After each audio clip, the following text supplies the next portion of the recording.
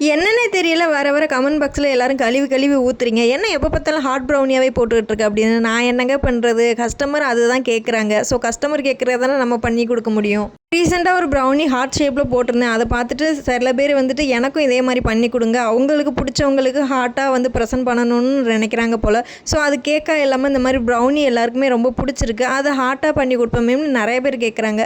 Customer கேட்குறது என்னவோ நார்மலா ப்ரௌனில ஹார்ட் ஷேப்ல குடுங்க அப்படின்னு தான் கேட்குறாங்க. சில பேர் வந்துட்டு ஹார்ட் ஷேப்ல ப்ரௌனி பண்ணி அதில எனக்கு இந்த மாரி நேம் வந்து எழுதி குடுங்க அப்படின்னு சொல்லி கேட்குறாங்க. நான் தான் அது பிளெயினா குடுத்தா நல்லா இருக்காதே அப்படின்னு சொல்லிட்டு கொஞ்சம் யூனிக்கா இருக்கட்டுமேன்னு என்னால முடிஞ்ச ஏதோ ஒரு டிசைன் ஒர்க் பண்ணி நான் குடுக்குறேன். இந்த வீடியோ பார்க்கும்போதே நீங்க ஒண்ணு நினைப்பீங்க, ப்ரௌனியும் பிளாக் கலர்ல இருக்கு. அந்த நீ வச்சிருக்க லெட்டர்ஸும் பிளாக் கலர்ல இருக்கு. நீ என்ன லூசாமா அப்படின்னு சொல்லி கேட்பீங்க.